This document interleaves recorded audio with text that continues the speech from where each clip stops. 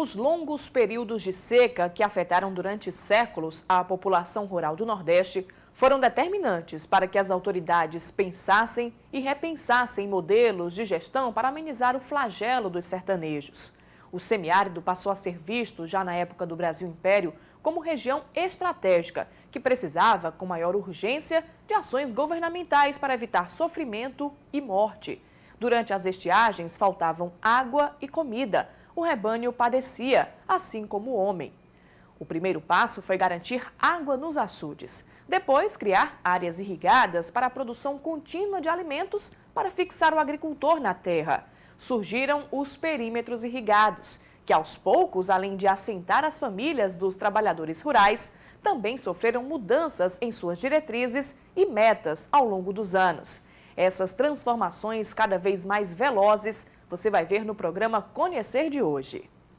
Nova geração de agricultores. Perímetros irrigados abrem as portas para pessoas que não têm raízes na zona rural, mas nasceram com empreendedorismo no sangue. Mercado da vez. Depois de queda na produção em 2009, cultivo irrigado volta a ocupar lugar de destaque no cenário nacional das exportações de frutas. Período de mudanças. Regularização fundiária de antigos agricultores assentados transforma infraestrutura e modelo de gerenciamento dos perímetros. Atividade valorizada e reconhecida. Produtores estão na expectativa da atuação da Secretaria Nacional de Irrigação e de políticas mais eficazes específicas para o campo. O programa Conhecer está no ar.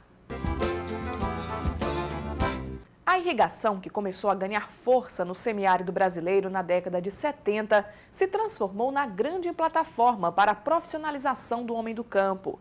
Com água na plantação vinda dos açudes por meio de sistemas de canais e adutoras, a agricultura praticada nos perímetros de irrigação não é atividade de subsistência, se transformou em agronegócio. Hoje, o segmento econômico é um dos mais importantes para o crescimento e desenvolvimento do Nordeste. Chegou o momento da colheita. É hora de arregaçar as mangas e trabalhar. Tarefa dura, debaixo de um sol escaldante. Esforço só compensado pela alegria de ver na planta o fruto de qualidade. E por falar em qualidade, basta fazer um rápido passeio por esses pés de goiaba para perceber que eles têm um tratamento muito especial. A primeira impressão é que estamos no pomar de uma grande empresa produtora de alimentos. Tudo muito organizado, respeito aos espaçamentos entre as plantas. Quem sabe uma empresa especializada na exportação de frutas. Afinal, goiabas assim, grandes e bonitas, enchem os olhos e dão água na boca. Não é verdade? Mas quem diria? Esse é um lote de um pequeno produtor rural no perímetro irrigado do Baixo Acaraú. É o lote do Antônio, ou melhor, do engenheiro eletricista Antônio dos Santos, que com esses passos lentos, no compasso de espera, soube realmente aguardar, com paciência, o momento certo para investir na terra e mudar definitivamente de ramo. Eu, quando resolvi pendurar chuteiras como engenheiro, eu estava trabalhando em 3 estados diferentes, fazendo 9 obras diferentes, em 6 cidades diferentes. E isso contribuía para que eu tivesse meu escritório dentro do carro. E eu achei que, como sempre eu fui empregado, nunca fui patrão, eu disse, quer saber de uma coisa? Pelo menos eu vou ser patrão de produtor rural.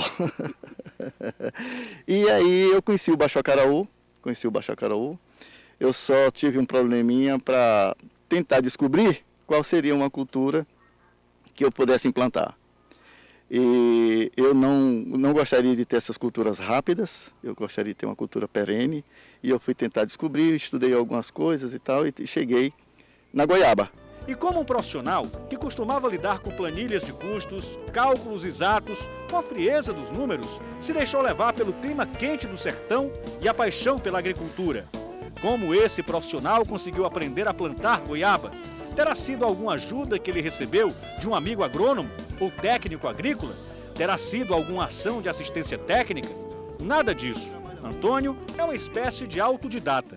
O engenheiro, ele tem essa versatilidade de se adaptar. E foi estudo, Ricardo, muito estudo. Foi lendo, buscando informação, Como nós não temos assistência técnica aqui no projeto, eu já fiz 3 viagens a Petrolina para pesquisar junto com aqueles produtores, né, que são considerados os papas de lá, e a gente vai lutando. Eu busco a informação na internet, converso com um, converso com outro. E pela qualidade do fruto que está colhendo, o engenheiro agricultor parece ter mesmo aprendido todas as lições do manual. Além de plantar a goiaba conforme as orientações dos livros, Antônio faz questão de respeitar também os procedimentos corretos em todas as fases do plantio, até a colheita. Limpeza do pomar, adubação adequada, tanto da parte orgânica quanto da parte química, o trato das pragas com defensivos. Eu tenho um cuidado muito grande com essa parte de defensivo. Eu não fico aplicando aqui a qualquer dia e a qualquer hora, só quando a coisa está muito forte. Então isso, a planta é um ser vivo, ela sente. E aí o resultado é esse que você vê. Tudo feito dentro de determinados padrões que a gente busca, e aí sai essa fruta como você conhece, viu? Para colher a goiaba no pé, os funcionários do lote irrigado usam luvas para não passar qualquer tipo de sujeira para a fruta. E o uso das luvas já faz parte dessa nova visão empresarial, do trato, do manejo correto com a fruta. E esse não é o único cuidado do produtor. Estou ao lado do Antônio, que é o proprietário aqui da terra. Antônio, esse não é o único cuidado, somente luvas, não. Vocês têm outros cuidados nesse manejo com a fruta para que a qualidade da fruta chegue ao consumidor realmente da maneira que tem que chegar. É absoluto, Ricardo. A fruta é uma fruta muito sensível, ela tem que ter muito cuidado. Após toda a colheita, nós lavamos as caixas, nossas caixas não vão ao solo, diretamente no solo, nós colhemos aqui em carrinho de mão, como você pode ver, e lá nós colocamos em cima de uma plataforma cimentada, toda limpa, para que não haja a menor contaminação do fruto. Hoje, Antônio dos Santos produz goiaba em 4 dos 8 hectares que possui no perímetro irrigado do Baixo Acaraú. A plantação é elogiada por quem entende do assunto e do mercado disputado pelo perímetro do Baixo Acaraú. O Baixo Acaraú hoje é o distrito de irrigação mais estratégico em termos de exportação. Nós estamos perto de grandes centros consumidores como Europa e Estados Unidos, né? E também muito próximo da África, que é um continente que as populações já começam a melhorar suas rendas. E também o Baixo Acaraú está cercado por uns 18 municípios, que são todos consumidores das nossas frutas. Então, já existe uma demanda muito grande desses municípios pelas nossas frutas. E também nós temos a região norte, né? Que é uma região de mais ou menos uns 25 milhões de habitantes e que também demanda muito por frutas. E nós também estamos atendendo já uma boa parcela dessas populações. Por isso, Antônio se sente estimulado a ampliar o plantio e não falta muito para o irrigante aumentar a capacidade de produção do lote. O projeto hoje ele tem uma carência em fornecimento de frutas, por incrível que pareça, tá? Eu ainda não consegui botar uma caixa de uma goiaba nossa em cima do meu caminhão, porque ela é toda vendida aqui na porteira pelo preço justo e ainda saem clientes insatisfeitos por não levarem a quantidade que querem. Ele talvez nem tenha imaginado isso, mas Antônio dos Santos faz parte de uma nova geração de agricultores que estão conquistando mais espaços nos perímetros irrigados em todo o Nordeste. Pessoas com visão de mercado que arriscam, às vezes, tudo o que fizeram na vida pelo desejo de fazer o novo, encarar novos desafios e dar passos cada vez mais largos rumo ao futuro. Foi isso o que moveu o engenheiro Antônio dos Santos, que além de aprender e produzir, quer estar sempre atualizado e, consequentemente, mais capacitado. É isso que vai lhe valer bons negócios daqui para frente. Hoje, quem não for bem informado não faz negócio. Isso é no agronegócio, é no comércio, é na indústria. E aqui é um negócio extremamente delicado, mais sensível ainda, tá? Então é preciso que as pessoas estejam bem antenadas, bem informadas, para que ele na hora de gerar a receita, ele gere da melhor forma.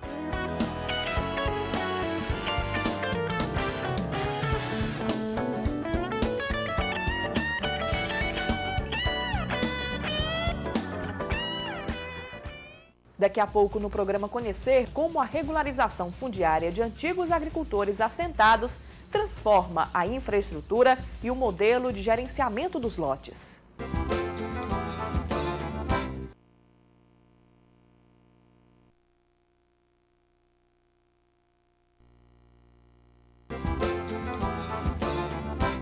a mudança de filosofia de trabalho nos perímetros irrigados, as atenções se voltaram para os resultados. Os números da produtividade começaram a crescer e a elevar os estados nordestinos a um patamar jamais visto no mercado nacional. A produção de frutas de qualidade deixou de ser exclusividade do sul do país. Pernambuco, Bahia, Ceará, Rio Grande do Norte e Paraíba entraram no seleto circuito de exportação de manga, melão, melancia e uva.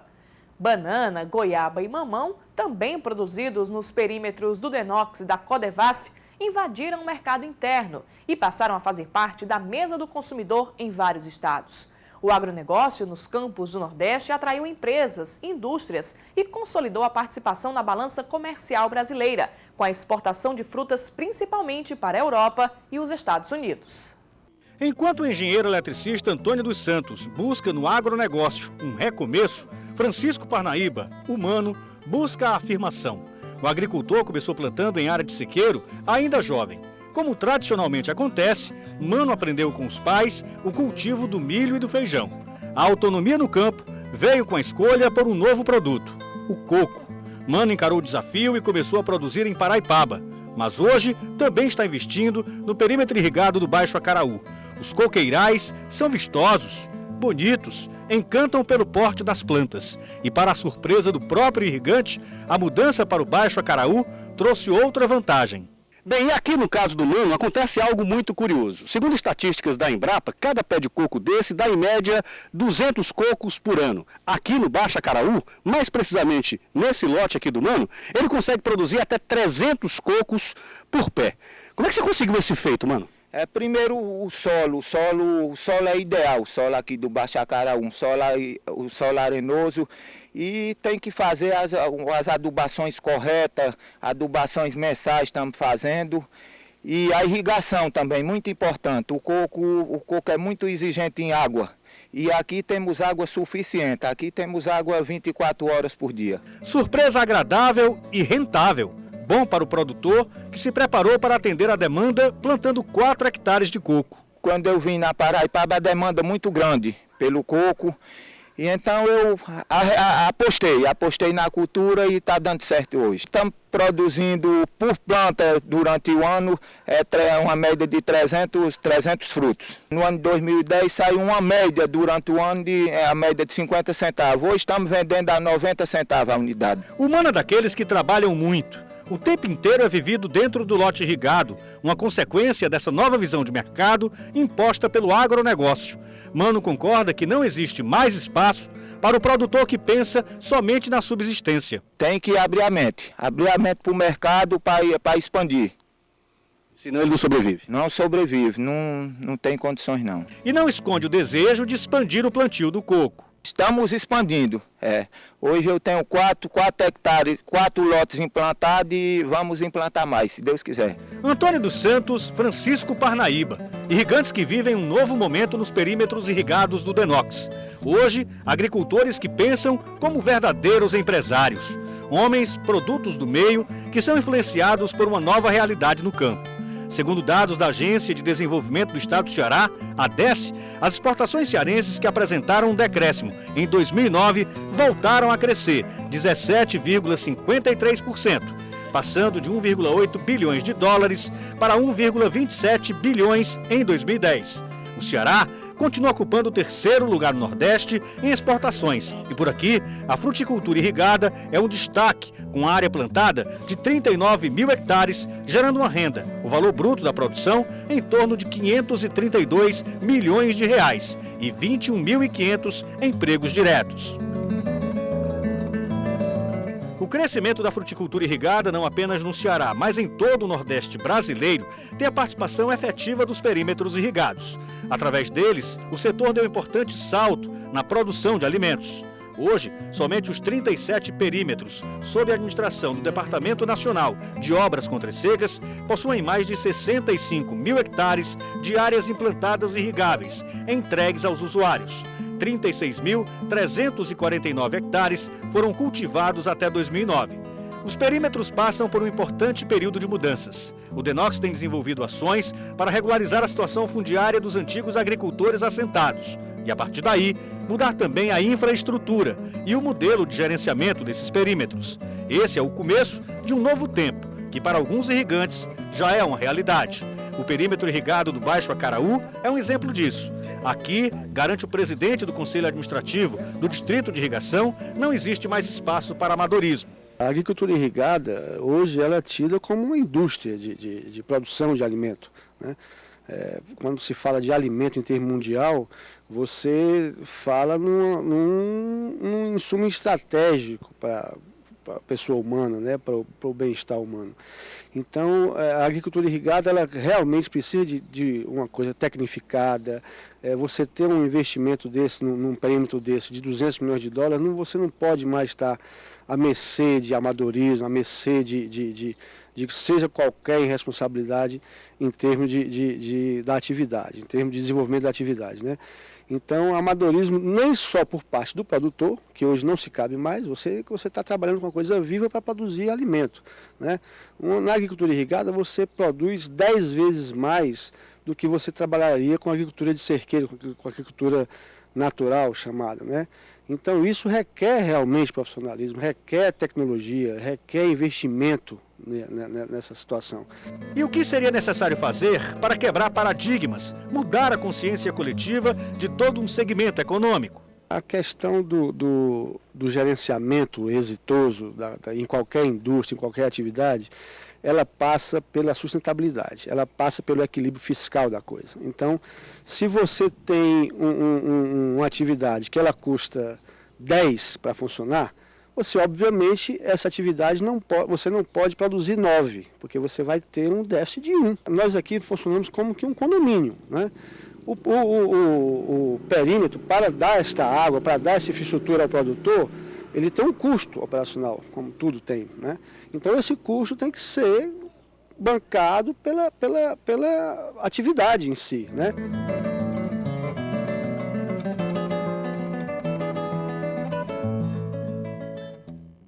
No próximo bloco do programa Conhecer, você vai ver como os produtores aguardam a atuação da recém-criada Secretaria Nacional de Irrigação. Com o novo órgão, os irrigantes esperam políticas mais eficazes, específicas para o campo.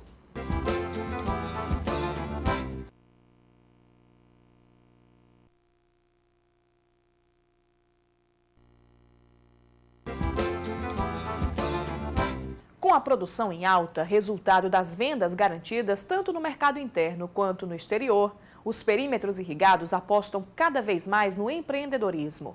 Hoje, a ordem é investir na capacitação do irrigante para obter índices de produtividade sempre maiores. Se de um lado o irrigante está fazendo a parte dele, do outro, o governo abriu as portas para ouvir o setor.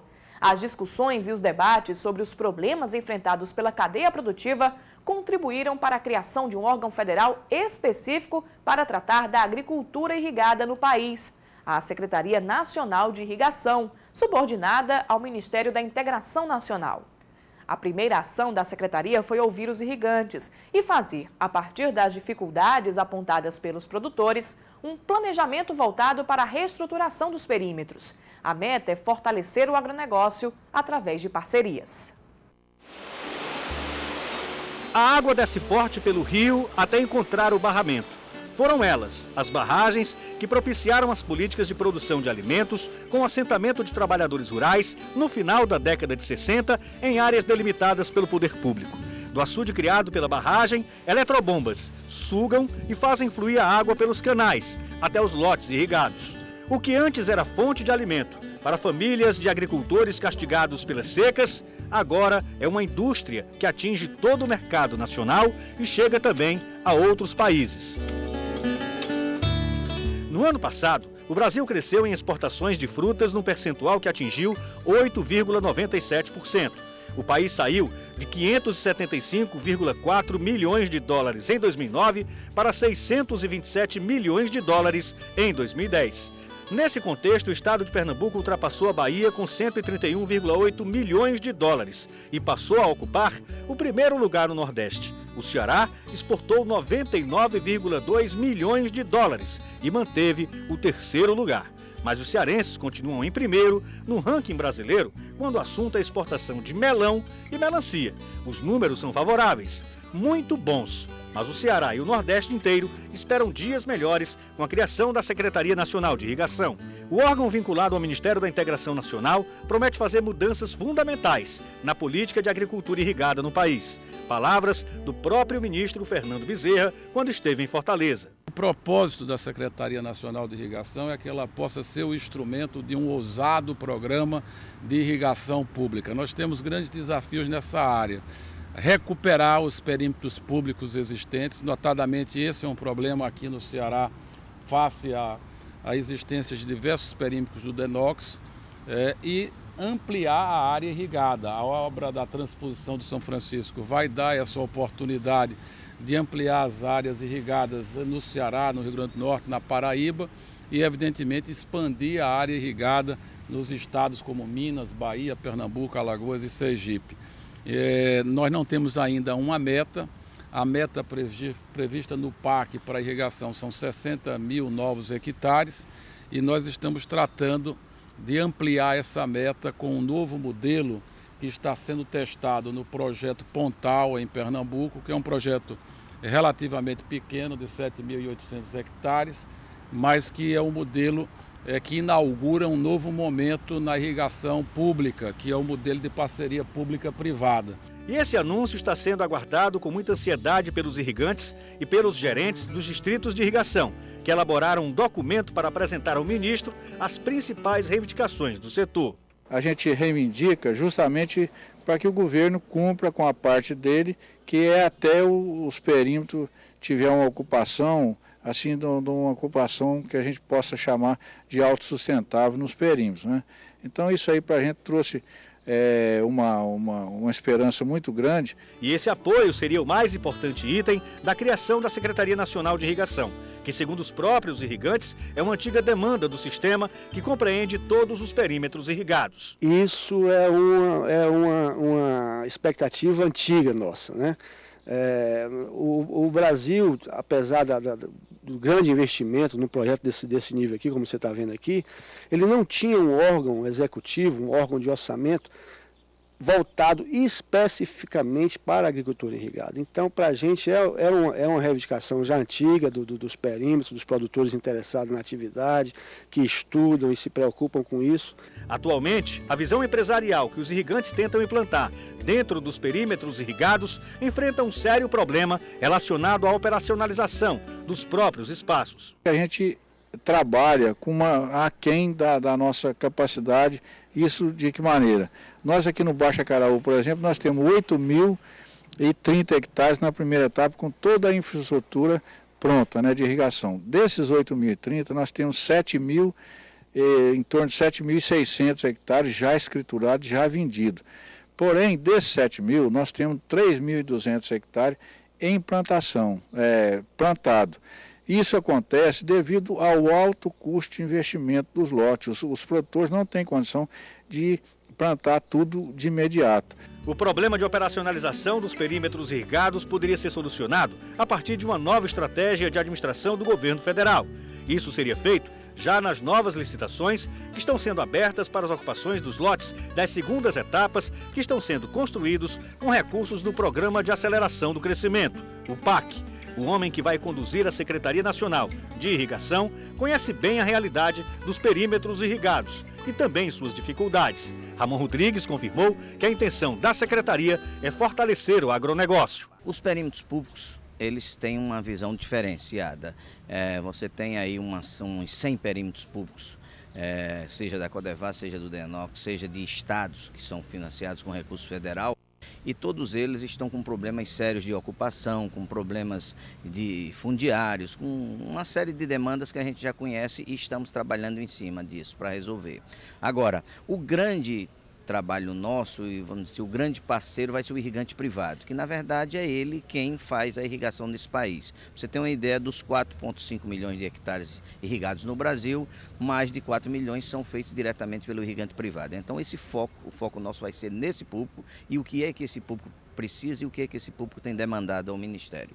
O fortalecimento da agricultura irrigada no Brasil, admite Ramon Rodrigues, passa realmente por uma mudança estratégica no modelo de gestão dos perímetros. Esse novo modelo já está, inclusive, em fase de experiência e tem tudo para dar certo. Um novo modelo que nós já vimos, vamos dizer assim, experimentando e que vai ser reforçado agora é as PPPs, ou seja, as parcerias públicos-privadas. Enquanto o novo modelo de gestão dos perímetros irrigados, proposto pela nova Secretaria de Irrigação, não entra totalmente em atividade, o atual modelo, mesmo diante de algumas dificuldades, mantém as expectativas de mais um ano de boa produtividade. O otimismo com relação ao desempenho da fruticultura irrigada se reflete no entusiasmo dos produtores.